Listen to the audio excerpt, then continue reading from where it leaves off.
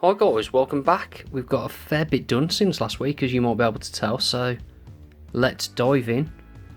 And we'll get our little... use a paintbrush as a pointer. Get off camera and get our little model here. So, where were we? Well, for a start, we hadn't even got all 15 of these built, I do believe, last week, so we've now got, as you can see, all 15 steeds and riders built.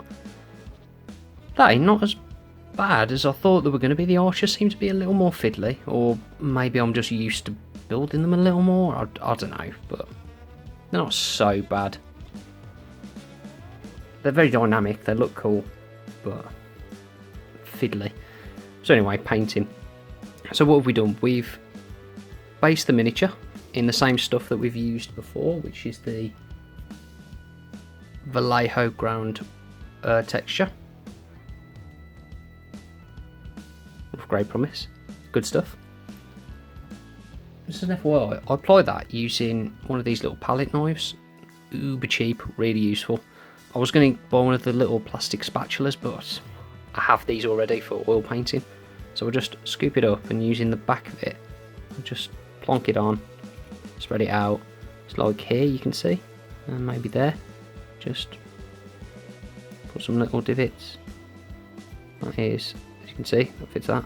Just press down, just spread out nice and thick. Because of how it is, it all constricts a little and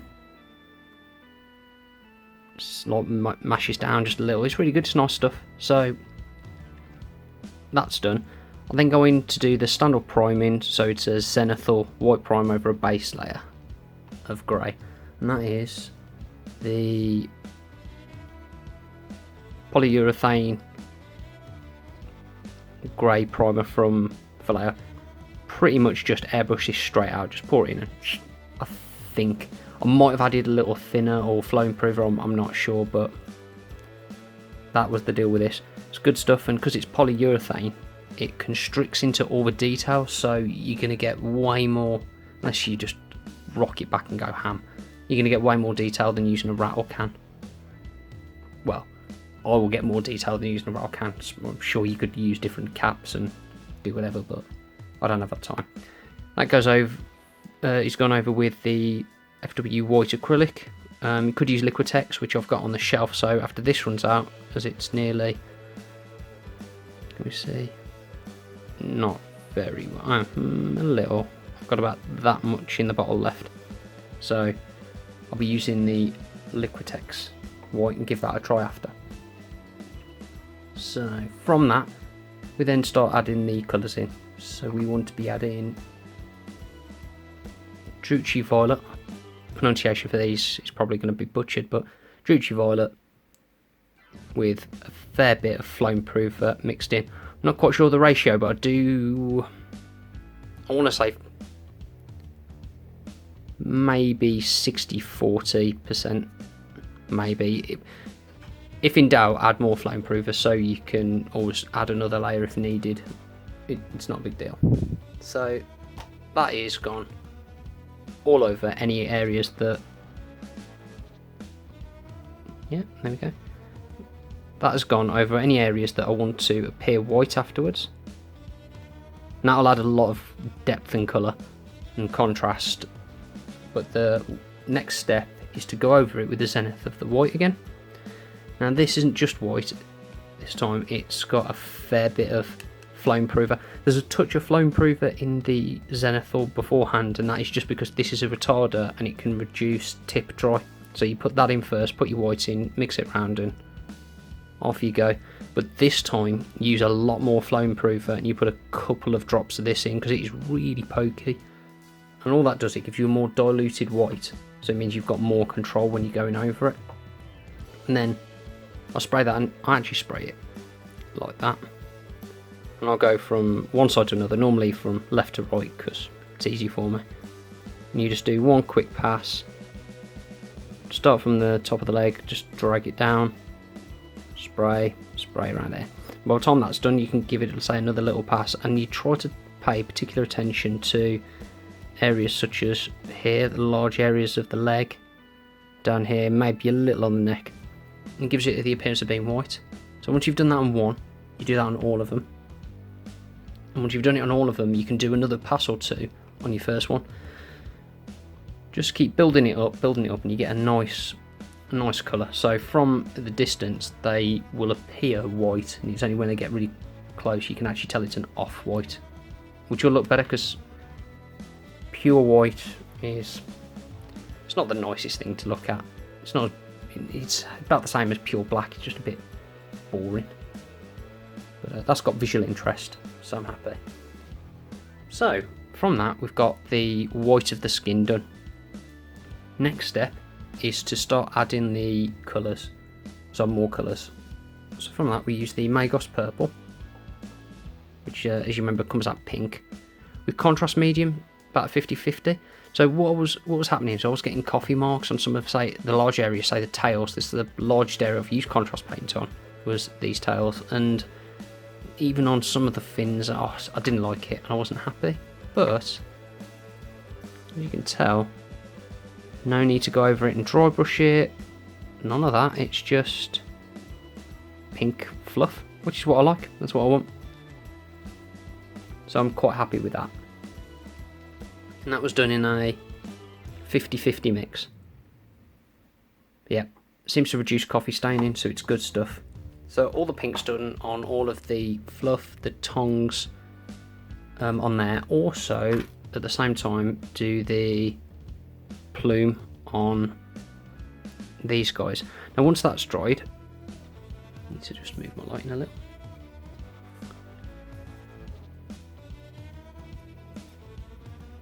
So once that's dried, it looked a little weak and I wasn't very happy, so I went back with some of the Duty Violet and Flow Improver mix that was still on my palette, and I just whacked that on there, and as you can see, it's giving it a bit more oomph, which I liked. So that was done on there. Now, it took a long time last time because I was just doing things in the wrong order, so I've thought about it and refined the process. And now I've decided that we do the pink first, then we do everything, then we do the light blue, and then we go over it in the darker blue. So we go over it in the darker blue and it just flows easier. And the reason we do those first before doing any black on the model is because all of that has to have black, the straps have to have black, the saddle has to have black, and so do the scabbards and a few other parts. So why go back and faff? It's like repeating processes for no good reason. So on that, we go. Another FW ink, the Turquoise. Now this isn't the same as the Liquitex one. It's a different pigment, which is one of the bonuses in here. So you can see this is a mixture of PB15, PY3, PY6. In of itself means very little, but if you were to have a look at the turquoise, the deep turquoise, I believe it is from Liquitex, you'll see that it's made of different pigments. So you know it's not going to be the same colour. Bonus about artist acrylics. It's also semi-transparent, where the other one is transparent. That stars, I believe, a light fatness, which it's alright. It's neither here nor there. So that gets mixed with glaze medium, and then is applied over all of the bits that are going to be blue. Now it will appear very bright and a little watery, a little thin, but don't worry, that's fine. And the reason for that is because to get this dull blue skin, you go over it with straight Drakenhof Nightshade, and it makes this quite nice colour here, which again I'm quite a fan of. It's all been done in the videos before, but this stage, so the order of doing things I'm changing around. That looks quite nice. Right, I'm gonna have to pause here and I'll be back in a second. Okay, we're back. So as I was saying, the dark blue goes all over the same parts that you've just done in the turquoise. Let's push that out of shot. Next, again, this is everything. We've got to make sure we do everything before we do the black. So we've got the Drakenhof Nightshade out, so we're also going to do any leather. Now, I'm going to zoom in. This is something I did out of order last time. All these straps on here just have been left white or grey or whatever the primer was on them on there. They just get a coat of the Drakenhof Nightshade. That's because when we put the black on, we want a bit of the blue to show through, so it doesn't just go grey. Claws are fine grey, the straps are not. Then we're back to these guys, and we do anything that's going to be leather. So that's going to be the leggings, only ones that have leggings, the stirrup straps. I mean, they're Slaanesh, so they're clearly going to have leather pants, belts, leather strap, boob, single boob, tube, whatever you want to call it, crop top, around there. That all gets done on all of these as well.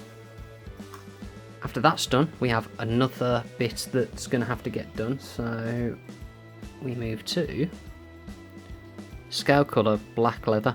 Now this paint I'm still not 100% used to, so I would recommend you've kind of got to use it on, I found you've got to use it on a wet palette. I've not really had any luck using it on a dry palette, and you have to put it on, bit of flame proof first, spread it out, mix it in, spread it out, and like clean your brush, then load it up, then apply it, and from that you get quite a nice coat. Really good for glazes, but for basing colours, not so sold on. Anyway, so as you can see, we did that on all the saddles.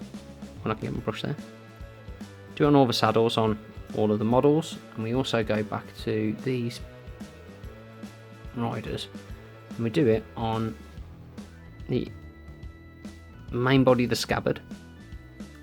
I do it on the drinks bottles on these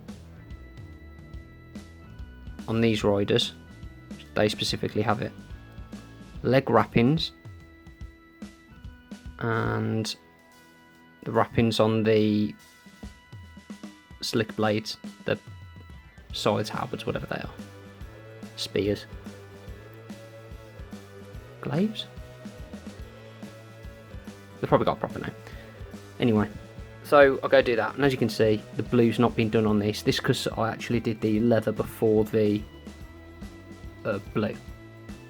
So that gets us to where we are at the moment. So what's next? Well, as you can see, first of all, it's going over all of, I believe, this half with the Drakenhof Nightshade.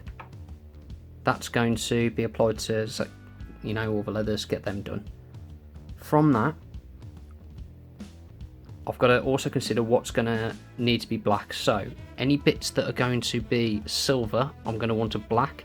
The horns, I'm going to want a black, so that it gives a nice colour for the metals base, because metals will go better over black than they will over white. So I'm going to want to do that. Now, I do believe the black is going to overpower one of my other colours, sepia. So what I think I'm going to do is anywhere that's going to be gold, I'm going to go over that with just straight sepia ink, because this is, again, powerful stuff, and that'll mean the gold will be going over a brown, not over a white, so it should theoretically look nicer. And it's also going to be easier to do that than it is to go over it in black, then silver like I did before, or silver-ish colour, and then go over it in gold. It's just more faff that I don't need, so I think that's going to be the next stage. Then it's going to be the black, then it's going to be metallics, then I can work gems, then I can work tassels, do the cloth on these guys, and should be done. At some point I've got to do the flesh as well, so we're going to have to figure out when we're going to do that. That might be after, I'm thinking that might be after the black, so that I can go and I can touch up any overspill areas from these guys, because they're all going to have some. I mean, I thought every single one did, but oh, here we go. Aha. Right, well, that was completely off camera. As you can see, barely, I know, but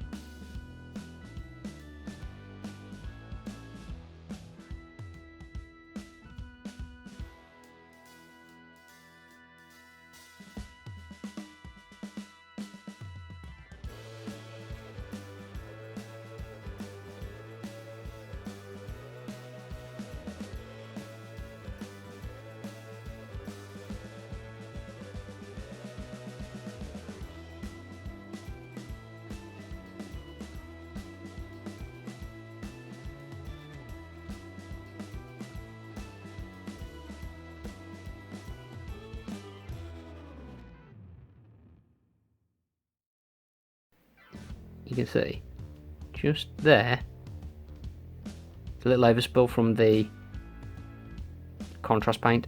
So it's just going to go a bit of either white, or I might even go over with the primer, who knows, whatever, a bit of grey. Whack that over, just neaten it up so that when it comes to adding the flesh tones, they'll go on nicely. Yeah, so that's what I've managed to get done in a week, which I am very happy with. I'm going to see if we can continue this pace, and hopefully I'll have a 2,000 point. I mean, I've got more than 2,000, but I'll have my 2,000 points that I want to play with ready for when I can start gaming again. It's looking like it's good. Yeah, so on other news, because that's all the modelling for the Hedonites. On other news, I've bought some magnets. Not sure where I've left them. But I bought some magnets, which means I'm able to start my Drukhari soon, because I need to magnetise the guns. So I think I will be doing another Hobby Progress series for my Drukhari. I'm not sure how frequent they will be. Probably find that obviously with time constraints because of work, I'll be doing a Hedonite one, and then after this is done, do a few Drukhari ones, and then I'll hop back to that. I've also got Undead that are looking like they might be coming out soonish in the next few months, so I'm going to have to fit them in. And then any other projects I fancy doing, I'll be doing hobby updates for. I've also started a Twitter page, so link will be, or I've opened a Twitter account, so link will be in the description. Come follow me. It's easy to find, Wolfen Studios. I'd love to follow you back on there. But that, guys, for this week is everything. Cheers for stopping by.